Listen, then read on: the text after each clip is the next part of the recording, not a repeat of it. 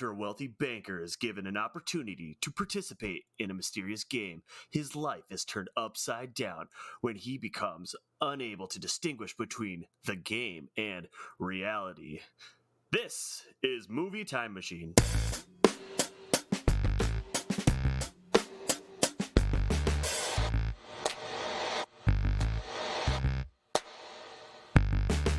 Hello and welcome to another episode of Movie Time Machine, where we take movies from the past and relive them in the present. This week's movie is The Game, released in the year 1997. Directed by David Fincher, written by John Brancato and Michael Ferris. Starring Michael Douglas and Sean Penn. I'm your Time Machine host, Chad. Let's go around the table and do some introductions, and let's let everyone know what we've been watching or doing lately. This is James. Currently, I've been watching Killing Eve Season 2. I'm not ready to get into Season 3, although there's a few episodes out. I'd rather binge it, but a really enjoyable show. I recommend it if nobody's seen it. Kind of a spy thriller. Not a huge fan of that girl from Grey's Anatomy too much, but she's kind of growing on me. But the main character is amazing. Hey y'all, this is Kris. I have recently started watching DC Universe Harley Quinn, the animated series. Just watched the first season. I really like it. They went really dark with it. It's really unique. It gives me like kind of Rick and Morty vibes. But yeah, they've done a great job with it, and I really enjoyed it. Hey, Casey here. Right now, my wife and I just started season 1 of Ozarks. That one's pretty interesting so far. I really liked this first season of that. Hey, this is Jamie. I've been watching The Last Dance, the documentary on Michael Jordan and the Bulls and the final season of theirs, 1998. And you're not going to believe this, but he was pretty good at basketball. I've got that recording on my YouTube TV DVR. I'm definitely going to give that a watch. Yeah, it's definitely worth it. Jamie, I've watched the first 2 episodes, and I got 3 and 4 to watch at some point this weekend before this coming Sunday. Oh, you're in for a treat. It's Rodman. That's what I heard. That's what I'm actually excited about, because he's definitely the wild card of the group, so it'll be interesting.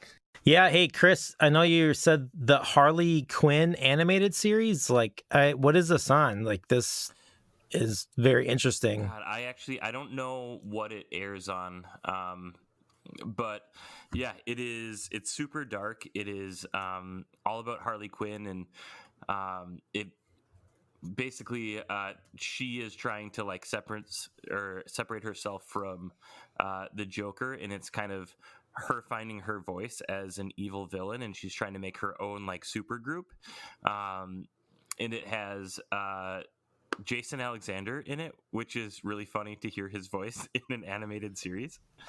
But it's super dark. It's really interesting.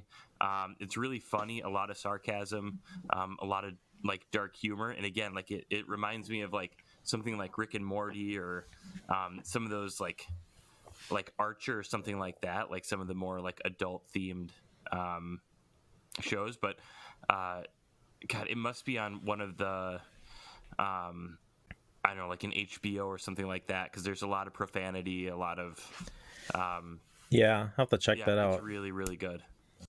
I was just gonna ask if he plays the Joker. No, like Jason Alexander has like a really small role. Like he just comes in periodically for like a couple lines, and that's it. But it's just like you hear his voice and you immediately know who it is. So it's just interesting to hear him play an animated character and be like, oh my God, that's George. All right, cool. I was just looking it up. So it looks like it's on the Sci-Fi Channel, and I see, okay, the animation style here. I'm going to try to explain this. I've seen this like pop up like in like little pop-up windows like promoting this series, and like one of the windows, like when it pops up, like the frame is stopped, and like the way Harley Quinn is standing, she's like holding a bat, like this black bat, but she's standing, like you see her from like her side profile, and she's holding the bat like down by her crotch. So every time I see it, I think it's like some kind of like spam on my phone. I'm like, what is this doing on my phone? Like some kind of weird pornography. But yeah, that's the Harley Quinn series. So Yeah, it's on Sci-Fi. I have to check that out. What a great advertisement. It looks like she has a giant dong. Check it out on site. Casey, you said you're just getting into Ozark? Yeah, we're just in the first season. I'm not super into like tense drama type things. Especially anything around crime like that. Like Breaking Bad was too tense and dark, that type of stuff for me. But I found this one's actually there's some like humor in it here and there, and maybe it's just that I find Jason Bateman to be inherently funny, so his reactions to things, even in a dark setting like that, I still find kind of humorous. Yeah, he's really good in that show, and I think he produces it or directs it. He's done a little bit of all of it. Like I think in the first season, I think he directed at least half of the episodes, I want to say, and then, but he produces all of it for sure. Yeah, we just finished season 3 about a month ago, and yeah, it's so good. I love it. Good. Yeah, we finished season 3 about a month ago as well, and it like this is like shows like this are why I am not a fan of the Netflix thing where we can binge it. I'm so excited to binge it, and I want to, but then as soon as it's over, I'm like, I gotta wait another 2 years. What the heck? Yeah, I know. I mean, these guys should not versus having to wait like right. Yeah, we like another series that Bateman was in on HBO called The Outsider, which I think it's based off a Stephen King novel. I know, Jamie, you're the big... That's my understanding as well, Chad. Yeah, and it started out so good. Like the first 2 episodes were so good, and it was just like the rest of it was just kind of a big disappointment. And then I find out that Bateman directed the first 2 episodes, and I was like, oh, like that's why they're so good. And it just kind of fell apart after that. Well, but let's not forget that Stephen King has a real hit or miss with sticking the landing, to be fair to Jason Bateman and his skills. I'm just saying, some of his stories don't always wrap up as well as they start or their middle section. Yeah, I don't even think it's that with this, Jamie. I was just kind of, I don't know. I just hung in there because like the first 2 were so good, and I was like, maybe it's going to come back, and yeah, 10 episodes later, it didn't. So, yeah, and we'll get into what I've been watching. Yeah, we just wrapped up. Was it season 5 now of Better Call Saul, which is leading up to the next season, which will be the final season of that series. So it's kind of like if you were familiar with Breaking Bad, it's almost getting to that same level of tension. But yeah, it's really good. So we just finished that. So with Better Call Saul, like where they're at right now, we've been introduced to more Breaking Bad characters that we are aware of, or are you trying to meet that link right now in the final seasons where that all of a sudden we're going to meet like Bryan Cranston is going to be in there? You know what I mean? There's characters in there. I mean, Cranston and, like, God, what was his character's name again? White in Breaking Bad? Walter? Yeah, there's no Walter or Jesse, but there's some other characters, like you get from the very first season. And I think there's a lot of the solemn route, right? Oh, yeah. Then like the Salamancas are there, and yeah, so yeah, it's really good. I mean, I would definitely give it a shot. At least get through the first season, and yeah, I really like it. So, and it's shot very well too. It's just beautifully shot.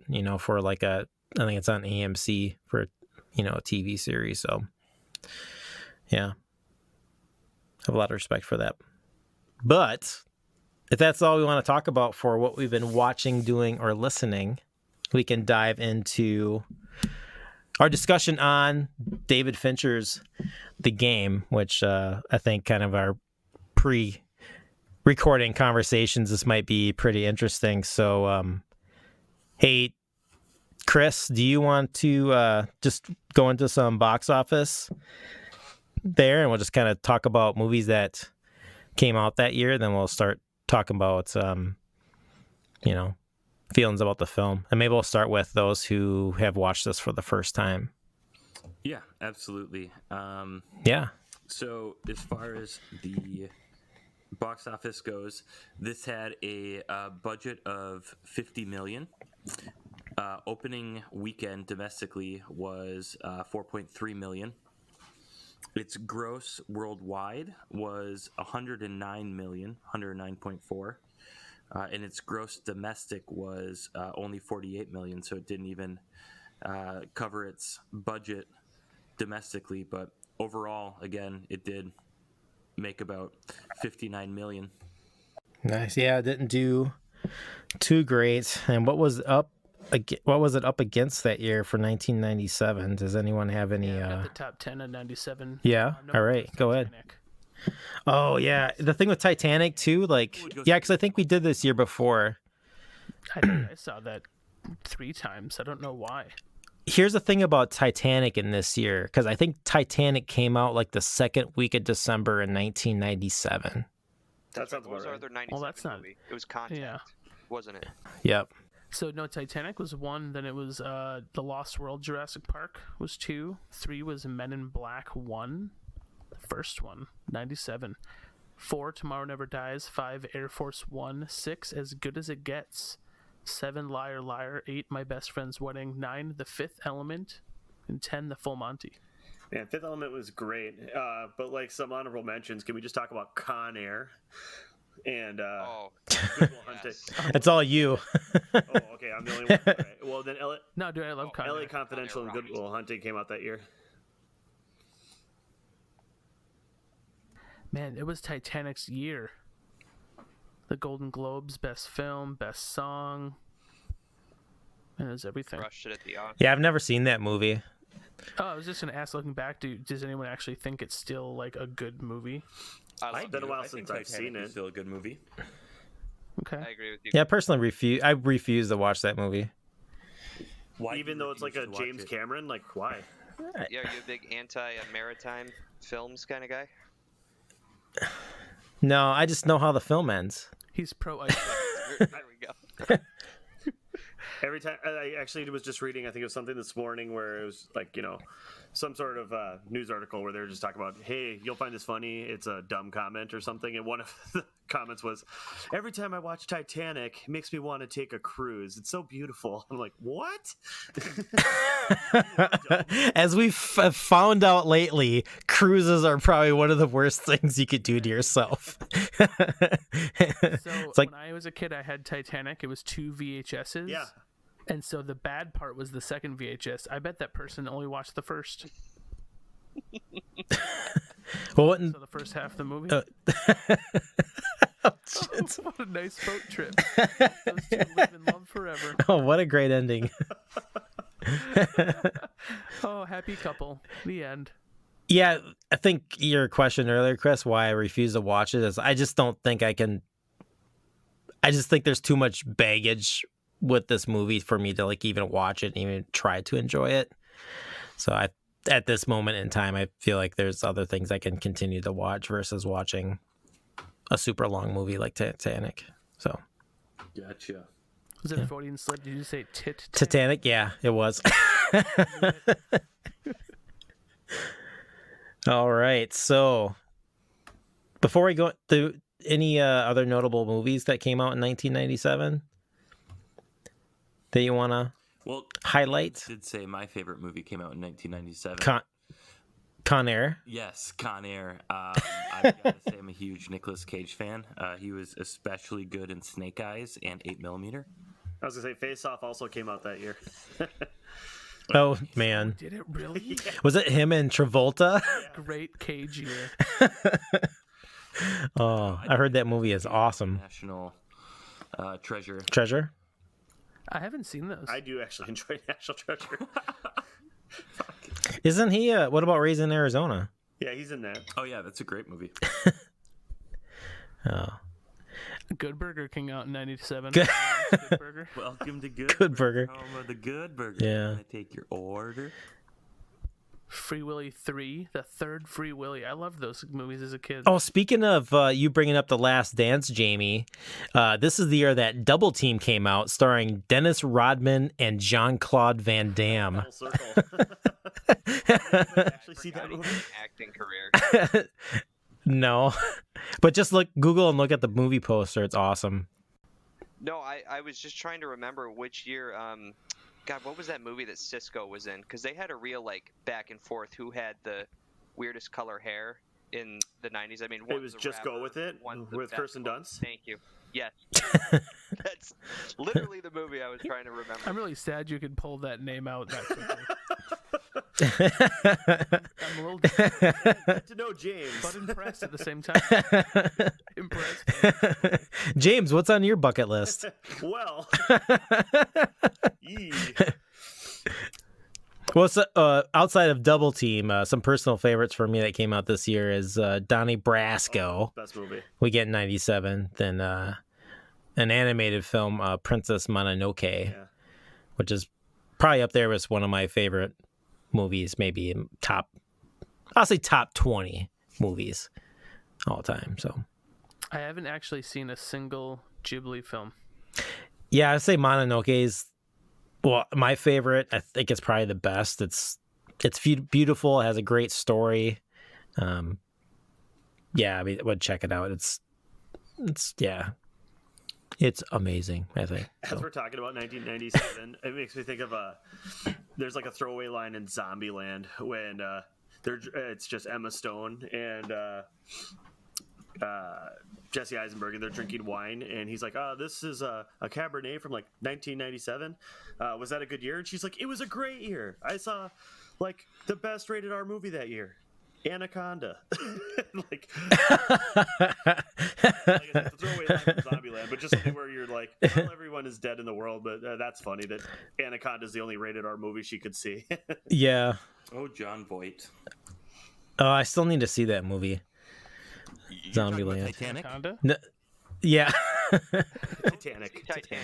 Need to get Titanic. Anaconda Titanic. in my life. All right.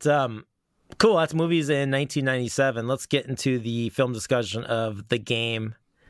David Fincher's The Game. This is our third movie with our kind of diving into a run of David Fincher films. So who saw this movie for the first time for this podcast?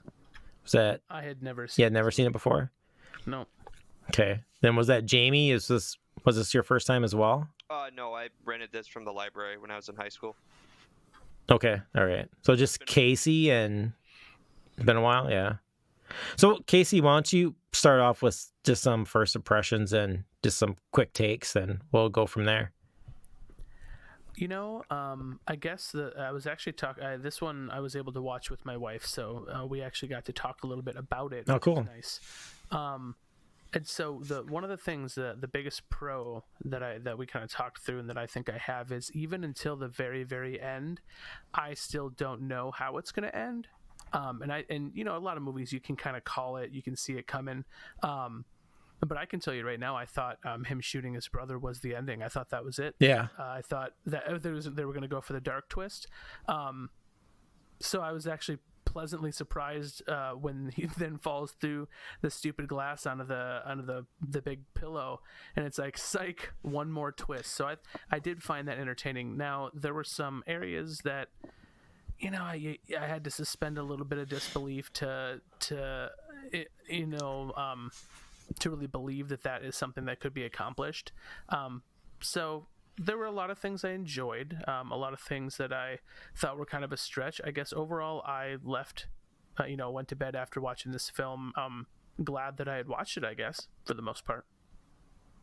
Yeah, it's an entertaining flick, especially if you don't, know the outcome or have had it spoiled for you. Or yeah, there are lots of leaps I think you have to take, and a lot of parts of the film. And yeah, I hadn't seen this movie. I used to own this movie on VHS, and I probably haven't seen it in about 20 years. And I forgot about the last part where he falls, through the glass and onto the whatever. And so that whole twist at the end, I totally forgot about. And it was kind of fun to go back and watch again. And there are some things that are kind of head scratchers, but I think overall, it's not a great film, but it's a good entertaining film. And Yeah, I'll hand it off for anyone else that wants to jump in and Yeah. throw in like their feelings on the film. I'm And gonna hop in before James goes. Yeah. Just because I'm gonna share a really similar sentiment to both you, Chad, and Casey. Is that I don't think that this is a great movie, but I think it's a really entertaining movie, especially when it's your first time watching it and you don't really know what's going on and you don't know how things are playing out. Even now, this is the second time that I watched it, and I do agree. Like the premise in and of itself is very out there, and there is that need to, again, as Casey worded it, suspend that disbelief and just kind of go with it. But it's just entertaining, and there are a lot of twists and turns, and you don't really know what to expect, and you don't know who's in it and whether like who to trust. And I think for me, that creates a very engaging film. And with that engagement comes a lot of just interest and excitement. And I just think, again, I wouldn't call it like a super great film, one that I would watch over and over, but I think it's a really fun watch if it's your first time. And I think it's, really, really entertaining. No, it's definitely entertaining for sure. And then even Chad, when you were saying you'd watch this or owned it on VHS some time ago, and just recently rewatched it again for the first time. Similar situation to me, like where I'm almost positive I own this on DVD somewhere. But so I was looking to be like, oh, is it on Netflix or how am I going to watch this for the cast? And I was like, oh, that's right, I own it. So I just went digging for it and I couldn't find it for the life of me. But then so I just ended up renting it on Vudu, and my wife afterwards goes, "Was that worth $3.99?" And my gut reaction was, "No, it wasn't." and I'm like, "What the heck?" And I own it. I'm positive I have it somewhere in the house. So so then I had to like really kind of think on that. So I guess, but yeah, I agree. It's an entertaining movie. I just kind of going through other Fincher films, and I know this was an early one. But it felt like this. I'm like, was this his first movie? Because this feels not as polished as his other ones. And that's when, going through and going, wait a minute, this came out after 7? Because 7, I feel like he just nailed it. He crushed it. And then this one came out, and then a couple years later is Fight Club, which just totally different feels altogether. It just didn't feel like a traditional Fincher film does. Now, like, I feel like if I watch one now, I can probably depict like, oh, this feels like his style. I don't know. So yeah, I mean, it's definitely got the dark. Yeah, maybe that. So. Well, I was going to say, do you think that maybe that's a? Go on, Chad. Yeah, go ahead, Chris. No, I just wonder if maybe some of that has to just deal with like the writers of the film too, because the writers was that John Brancato and Michael Ferris are like a writing duo, and they've done like Correct. Their games are like Terminator 3. Yeah. And Terminator Salvation, Surrogates, The Hunter's Prayer, or The Hunter's Prayer. Yeah. So, I mean, just kind of like, maybe it's just those feels too are just kind of maybe just the screenwriting part of it too. Versus like, I think it's like shot well. Like just maybe it's just the story isn't as strong as, the films that Fincher chooses to maybe direct. I agree with Chris, though. I do enjoy the, you definitely don't know, or Chris and Casey, I think both said it, you definitely don't know what's going on, or you're questioning who do you trust, what's real. The whole movie, they put you in there, like, where you're almost feeling Michael Douglas's anxiety the whole movie, like once it actually gets going. I think it's like the first 15 minutes that are just like exhausting because it's just so slow, and then after that, then it's just go the rest of the film, which is good, and you're definitely feeling for him. But yeah, I don't know, just in general, like, I think it's an exciting movie. I don't think it's one. Yeah, I could probably wait another 20 years like Chad to watch it again. I want to jump in because you said specifically the beginning of it was kind of slow and sloggy. The way that they told that initial story with the flashbacks and the grainy film, not a fan. That wasn't really. I remember thinking as that was happening, going, "Oh, this is this isn't my favorite way of giving me exposition or backstory." Well, and Chad, when you said that you forgot that after Sean Penn got shot, that there was more to the story. There was gonna be that leap of or not necessarily leap of faith. Yeah. Right. They were foreshadowing Mimicking his father's death. They were foreshadowing the whole movie. So like as soon as I saw the one caption, I'm like, oh yeah, that's what happens. Like I had it, but like I was like, oh, that's what happens. But then, but you're right, Casey. The first thought in my head was like, well, I know he shoots his brother at some point, and then but yeah, I don't know. And then I heard I was reading something, just some backstory on casting, and I guess they tried to get Jodie Foster to play Sean Penn's role, and then they rewrote it to be his brother. But there was just some sort of issue going on with Jodie and like timing or something. I don't know. She's like, I'll hit you back. She was doing Contact. Years for Panic Room. Just hang on, David. Yeah. Just actually, I think they saw the same scenes and just cut it into Panic Room. No, that wouldn't make any bloody sense. Which actually, so thank you for actually bringing that up. So then my next thought on the game was the reason maybe this was so lackluster for me is Fincher, I don't think really found CGI yet. It was 97. It was just becoming common. And like he didn't know how to do all these long cuts that he wants to do without all the CGI. So that was I thought that might have been part of it too. Like this was his last honest, like not shot digital movie. I want to talk about that you brought that up because that's been on my mind, and this is for me. It's been kind of interesting that we've done Fincher after we did. I know you weren't on the Kubrick films, James, but I feel like there's some similarities between Fincher and Kubrick, like say with like the long cuts, but Kubrick actually is doing those like analog, via cuts. He's not doing like any like, CGI with that versus like you get these long cuts as I want to talk about too when we get to doing the Panic Room. There's like a super long cut in that. And I'm thinking that, like when it's done by somebody like Kubrick, like I still don't get like the whole like the use of CGI portion of it outside of it being like, like less expensive to do than hiring like help to do it. And like you can like perfect it how you want to see that cut done. But that's just kind of one of my digs I feel like I've gotten on Fincher, at least with those later films, like his use of CGI for me personally, just always tends to make his films feel cold. And I feel like this movie, the game has a little bit more warmth to it, I feel like, versus his other movies that he'll do in the next few years. Yeah, I know. If that makes sense. I know when the waitress in the beginning made out with the guy that was like throwing up and dying. Yeah, that was so warm and fuzzy when that was happening. Oh, you're talking about the film in general, like the filming and cinematography. Yeah. So I've never been that offended with the CGI. The problem I have with it, especially in like in some of his older ones when he first starts using it, is it just makes the film to me feel so dated because CGI doesn't age well. The old stuff, it looks bad. There's some scenes in Fight Club that have some pretty haggard CGI.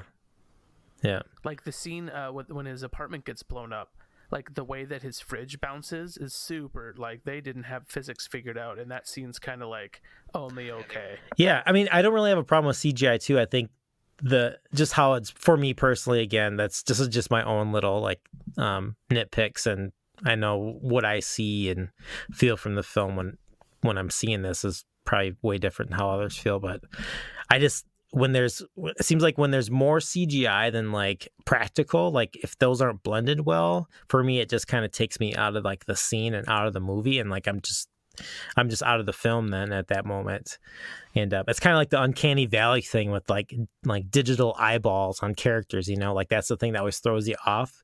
And there's something about the blend of, not in this movie, but later on when he uses the CGI, it just makes the films feel a little bit cold and not like I'm describing it as warmth. That's the only thing I can feel to describe like it's just missing like that analog practical piece of it to mix in the CGI. But hey, I'm not a filmmaker, so what do I know? Can I get Jamie's input? Have we heard that yet? Yeah, Jamie, hello. Hey, I was just waiting in the wings. So yeah. You are the wind beneath my wings. Aw, thanks, Chad. feel special.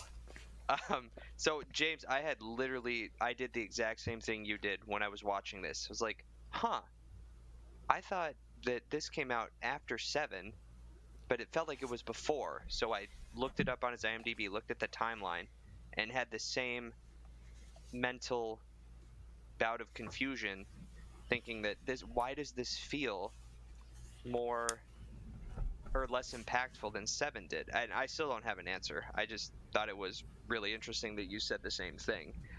But I think I like this movie. I do think though that Trick works best the first time, because I remember when I did watch it, as I mentioned before, I rented it from the library in high school, because that's what you did when you were in high school and before I learned how to get movies by other means.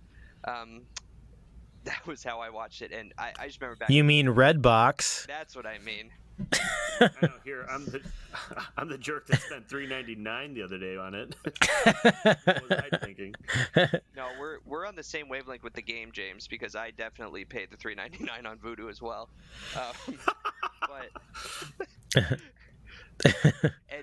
I do think the Trick works best the first time you see it. So I guess to that end, I was a little disappointed. But the more I think about it, like, I don't want to be too ungrateful, because movies like this we just don't see very often anymore. Like an original story, you have no idea what's going on. Like right now it would be, oh, the game was from this comic book, and we already know what the game is before Michael Douglas is in it, which would take away from the fun. Yeah. You know? Yep. I love having no idea what's going on. And that even helped you, like, I think we figured it out. I think we all just like need to wait like a decade or so before we watch it again, so you forget some of the more important details. Yeah, I watched it, like, I think it's kind of cool. I watched like the first half of it again. I was trying to watch it a second time. I just didn't get all the way through it, but there are some cool things you kind of catch like through a immediate second like watch through of the film, that like, oh, like when he goes to like CRS, like, I didn't look this up, but is there any kind of like older guy like CRS, like the can't remember shit thing, like kind of playing in here?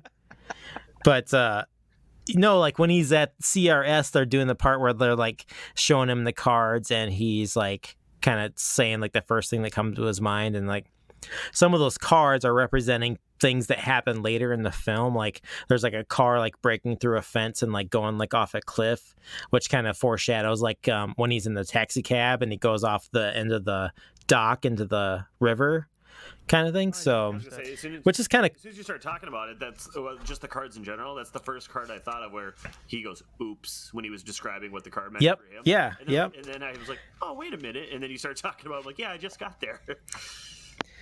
Yeah, which is like, again, I think that's a cool thing I think you get with Fincher in his films, is you get those cool, like, you know, that attention to detail to where little things that maybe don't seem as significant that first time through, then yeah, you can kind of pick up on that with each additional rewatch. But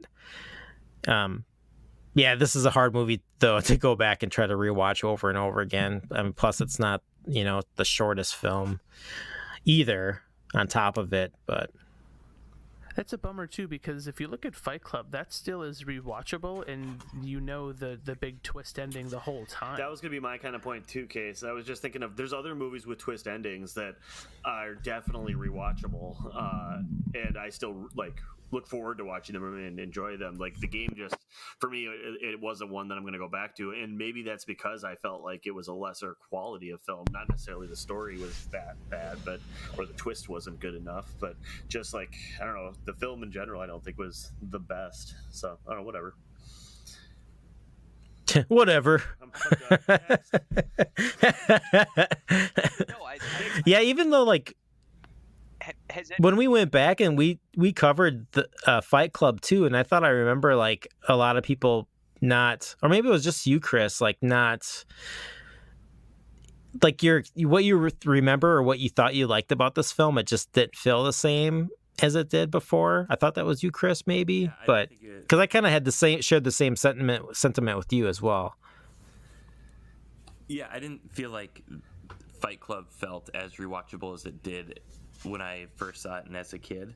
And again, like this movie, I think, yeah, rewatchability isn't high up there, but again, and I think I said this a couple times when I was kind of giving my initial thoughts. I just think when this is your first view of it, I think it's really cool. I think of it as,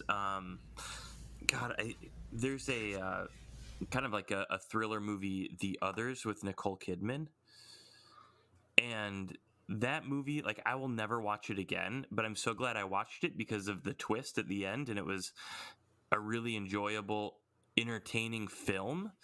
And like I think it was engaging, it was interesting. It's a fun movie. It keeps you entertained, but yeah, I don't think it has the same rewatchability like other movies that have a twist. Like Seven, I can watch Seven anytime. Like everything about Seven is amazing, and I love the twist. The first time you see it's incredible, but it continues to get better for me. That film ages really well, and every time with Seven, you're intensely waiting for the twist, like with anticipation. You're not even like sad that it's gonna, you know what I'm saying? Like you're not upset, you know it. You're like waiting for that moment because it's so powerful. Yeah, I don't think. So you're saying there is validity to movies that maybe aren't rewatchable, but at least give a good enough impact and a fun enough ride the first time. Yeah, like well, not a fun ride, but I think it just made me think of like Requiem for a Dream. Yeah. You know, like just like a super like great movie, super impactful, but I mean, you kind of feel like you left a little bit of yourself behind after or any of those, like, watching that film. So films, Kids. Oh yeah, like Kids and Bully. Yeah. Bully left me feeling gross for like days. Like that's a tough watch because it's such an amazing movie. And yeah, there is something to be said about those movies that can really like impact you emotionally, and I think there is something to be said. I feel that way a lot about, there are movies where like when I'm done watching that movie, like there is something that's elicited. There's a feeling. James and I, for the first time a couple years ago, watched Almost Famous together, and like I remember finishing that movie just feeling like, oh my god, like that was awesome, like, and feeling like energized, and thought it was such a cool movie. I think that is one thing to be said about like really good films, is that they elicit that emotion and that feeling as soon as it's done, and then that sticks with you for an extended period of time. Yep. I'm there with you. Yeah, Requiem for a Dream, I'm pretty sure. I think I saw that it was on Amazon, maybe. Maybe I'm making that up, but and I had a half a thought that I was going to, hey, maybe I can add this to the watch list. And then I decided, yeah, it's been like 20, 25 years, and I'm not ready. I can't do it. Yeah, no, I know. I always say that that's like the perfect like anti-drug movie. Like they should maybe show that like in high school. For sure. I thought the same thing, and I watched it in high school. And look at me now. Yeah. Requiem We're so proud of you. I appreciate that. Oh. You won't watch it? Just for the reputation that it's got, just for what you guys just said, like, oh, it's so great, but it's like this big sigh, like, just heavy, man. Like, oh man, anything I gotta work myself up for like that, Yeah, but at least you don't have to listen to fucking Celine Dion. That's like another reason why I won't watch Titanic. I don't want to get to that part. You've never seen Deadpool 2, I guess. Yeah. I haven't seen any Deadpool movies. Oh, see, that's a shame. I have a hard time with comic book movies, man. Like Deadpool 2 was. Oh no, see, these are different. Deadpool is in its own world. Yeah, it's a comic book movie, but not like. Don't get me wrong, I love Deadpool. Like I have like Deadpool's like first comic book appearance. Like I was a big like X-Force fan. Like I read those books like when I was like a teenager. So like I get it, but like I don't. So you can't do comic book movies because you're too. No, not even. Like, no, I just don't. They're just. I just don't get it, Chad. I probably don't. I would give Deadpool a chance. It's different. That's okay. I always feel like I know that when it comes to like Deadpool or like MCU, I know that I'm in the minority on my on my feelings for these films, so But it's even so much different than the rest of MCU. yeah. Plus, I have who plays Deadpool. Ryan Reynolds. Green Lantern. Yeah, I have a problem with him. He is Deadpool. Why do you hate Yeah. Ryan Oh Reynolds? no. What is wrong? I didn't say I hate him. That's a strong word, Chris. Oh my God, Ryan. Hate is a strong word. I said I have a problem with him. What, dude? He used to be Berg on Two Guys and a Girl in a pizza place, and that was like one Yeah. of my all-time favorite shows growing up as a kid. And then Yeah, I just can't shake like this douchey kind of. I don't know. He's like the guy like in college you just wanted to stay away from because you think he's like gonna maybe like put his balls on your head or something. Ryan Reynolds is the person that gets. There's so many other people. It's probably the Van Wilder. Yeah.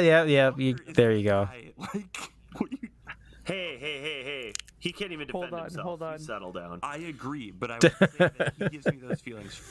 Josh Hartnett. Those are the type of people that like give me those feelings. Not a Ryan Reynolds. I was following. No one driving a few yeah. months ago, and they had a Paul Walker memorial sticker on the back with a quote, like "Life is fast, let it rock" Oh or my something like God. that. Paul Walker rip. I didn't even know that was a thing. Is Paul Walker the guy from that died from? Oh fuck, that's another set of movies that needs to go away. I don't know. Paul Walker had it figured out until his untimely death, but it was like he just did one movie a year and was like, yeah, I just do this and then I go surfing like the rest of my time until they go, hey, we're doing a sequel.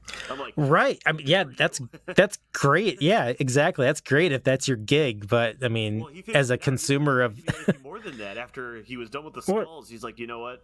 I'm not Ryan Phillippe. I'm not going to make it in this town. I know it was a good example.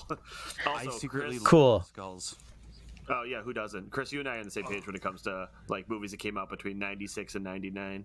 I think Oh yeah.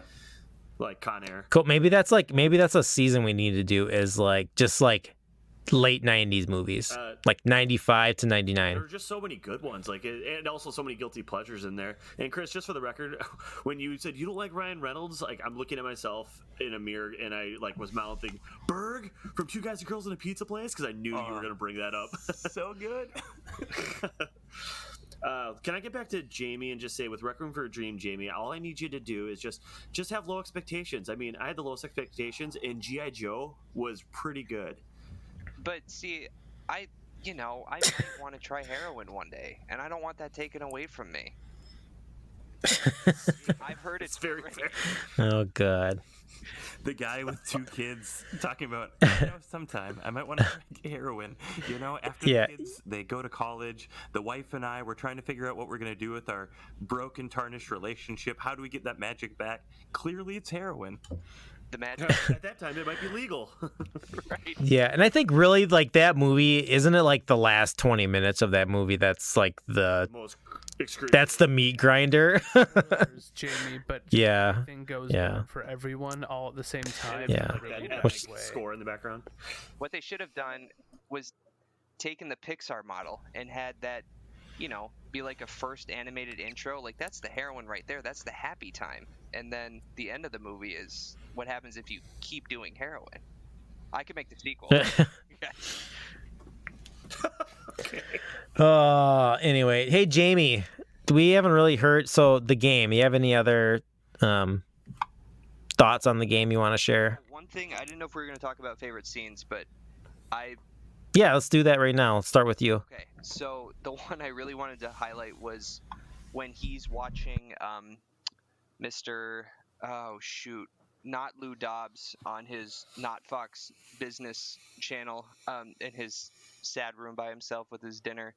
The scene where it's clear that he's actually talking to the real Not Lou Dobbs, or like he's infected his He's TV. like, yes, I'm talking to you. Yeah. So I remember the first time I watched that. See, that's a scene. I like that because that's a scene that could only take place in the 90s. Because back then, not knowing like the internet was nobody knew what the internet was. So when that happens, you're like, oh my God, how is the TV talking to Michael Douglas? Now you're like, oh, the CIA hacked his Alexa, whatever.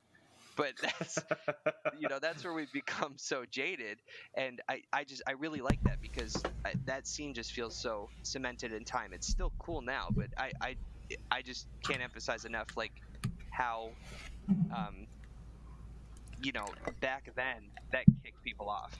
I think it's still cool. It would still hold up with modern technology because it wasn't just the fact that his Yeah. was talking to him, but it was during like a live broadcast. Deep fake. It like switched and glitched That's out. true. Like I actually thought that was really sweet. That's when I like sat at that, sat up in my couch a little bit and was paying a little more attention. Yep. That was kind It of was like the Max turning Headroom. point. For me. Hey, we are doing this. Hey, Jamie or James, like I feel like you're the first person like in a long time that has mentioned Max Headroom. I feel like Max Headroom has been like buried in like pop culture.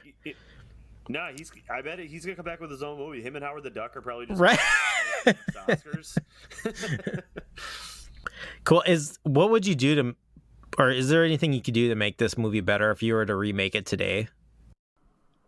I still think part of what took me out of it was just some of the filmmaking aspects of like the backstory and the exposition. I thought those flashbacky scenes were just really out of place and just felt, I don't know, maybe they felt dated because it was an older movie and maybe that's how they did some of those things more in the 90s. But yeah, I just didn't think that was a great way to tell that bit of the story. I didn't really get everything I think I was supposed to get from it. And, maybe I'm dumb and I need to have exposition spoon-fed to me, but just that vehicle for it, I wasn't a big fan of. The part I liked about that though, Casey, is that how it was shot like it was done with a what would have been like a 8mm camera or whatever, like whatever home cameras like people had. Like I'm guessing it was probably in like the mid 50s ish. I'm guessing on the era, so it kind of had that kind of Zapruder film kind of feel to it.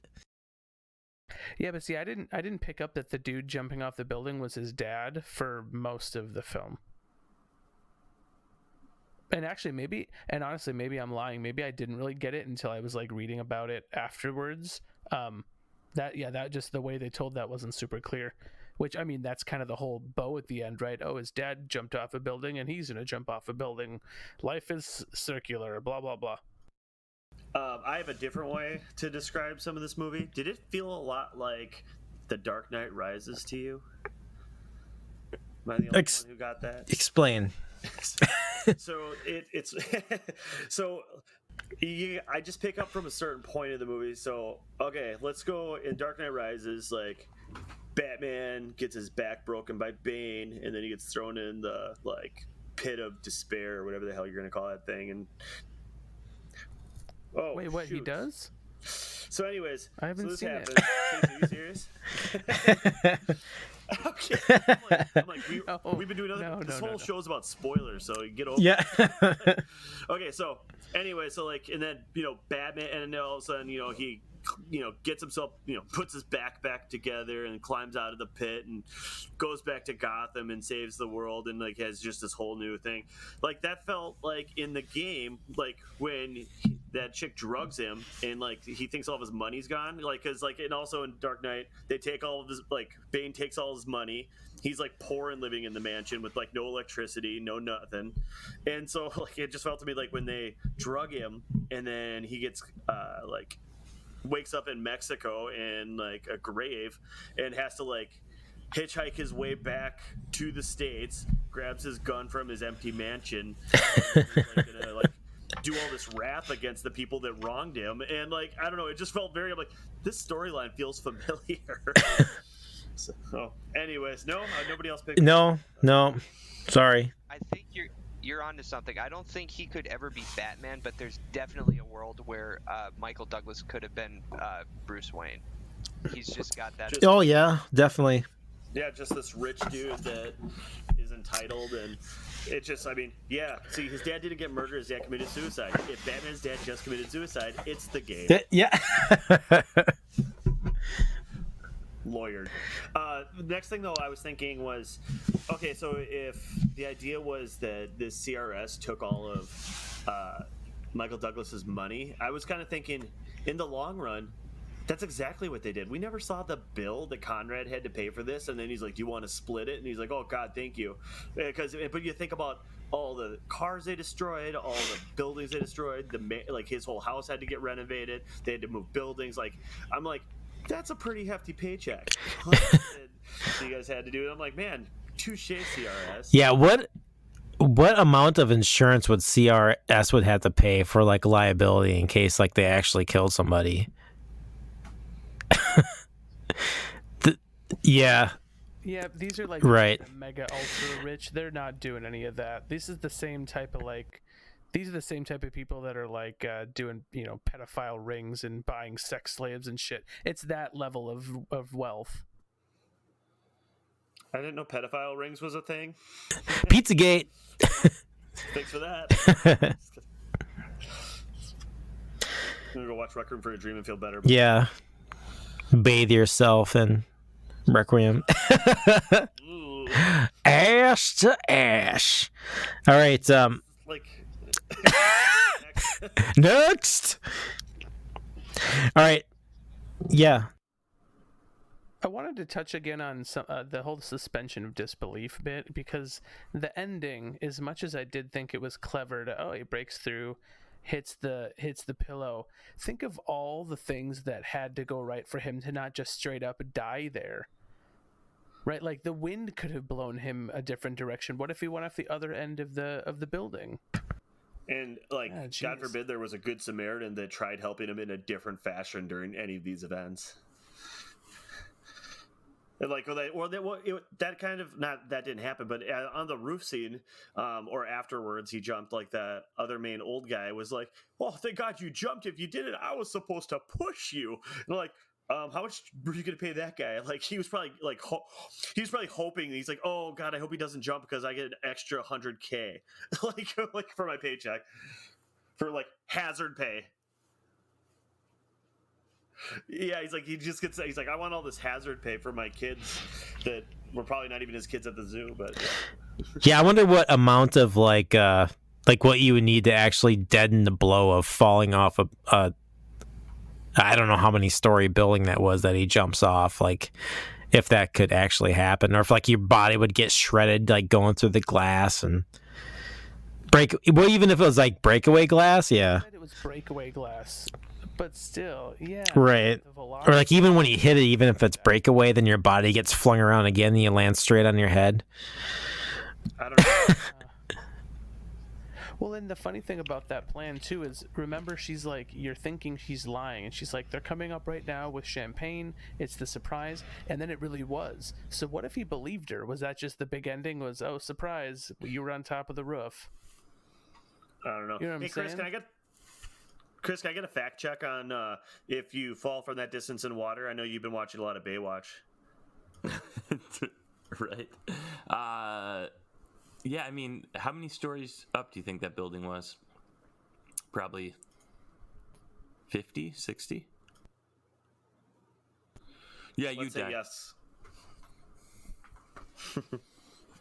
All right, let me. I'll Google. Would you die falling from 40 feet? I know if you can die if you fall off anything that's 3 times the height, 3 times your height. So people die from falling in there. Yeah, that's true. So let's just say he would have been incredibly badly bruised, a couple broken ribs. And maybe a couple lacerations. Do we know the tallest building in San Francisco? No. Wait, is that what you're getting from your research? Oh, didn't care. Oh, okay. So let's talk about how this movie was received. On Rotten Tomatoes, it's a 73% with an audience score of 84%, which is kind of surprising based off our conversation so far. But maybe it's back to like the entertaining movie, not a great movie, but it's entertaining. The IMDb average is 7.8 out of 10, and the average on Letterboxd is 3.7. I gave it a 3 on my Letterboxd. So is that is that a line, or do you think it should be lower or higher than that? Letterboxd is out of 5. Yep. Yeah. Sorry about that. What does I think it Letterboxd should be go to? higher Yeah, than so I was going to 3. ask. I'm going to my Letterboxd to see if I even ranked this. Like a 3.5. I don't think I could give it a 4. Yeah. It would be right under that, though. I'll give you 3.5. the same as Casey. 3 3/4. Yeah, I gave it 3.5. Jamie, would you give it a 2? No. I like this movie. I give Oh, it a 3. okay. Sorry. Give it a 3. Okay. Yeah. Yeah. I think I gave it a 3.5 or a 3. I'm there with you, but yeah, for me, like usually if I give like a 3 for me is like a good not great movie. So that's aligns about where I gave it a 3.5. So great, Yep, we're on point. awesome. I did have a question. You had one thing on here about, did you know Mario makes a cameo appearance? Oh yeah. I was trying to look up where right now, but the guy that voices Mario in the games, The brother? Mario Yeah. Lopez? Super Mario. Oh, really? Yeah. Like, then it... Oh. No, not Captain Lou Like, Albano. the dude that played it in the live-action movie? Bob Hoskins? Bob Hoskins. Yeah, there we go. What? Is that Captain Lou Albano, right? He's Smee and Hook. I don't know who you're talking about. Right? No, I'm the wrestler, right? Captain Lou Albano. I'm talking about the Super Mario Brothers movie with John Leguizamo. No. Oh, wait. I'm talking about the Super Mario Brothers cartoon show, but would open up with the live action guys. Yeah. Now I know what you're Okay. talking about. That was he was the best live action Mario. I'm telling you. If you want to check it out, I think it's on Netflix right now. Yeah, Captain Lou. More than one live-action Mario. Captain Lou Albano talking about drugs. Kids, don't be afraid to say no. Anyone that asks you to use drugs is not your friend. Drugs can and will kill. Remember, don't be afraid to turn to your priest, your rabbi, your minister, your mom, your... All right. Thank you for listening to this episode of Movie Time Machines look into David Fincher's The Game. Just to let you know, we drop new episodes once a week. We try to do it on Fridays. You can download us on all your favorite podcasting platforms. If you want to leave us a review, you can do it on iTunes or other podcasting services. You can also find us at Movie Machine Pod on Twitter. If you want to find the podcast, just Google Movie Time Machine Podcast. Thank you and bye.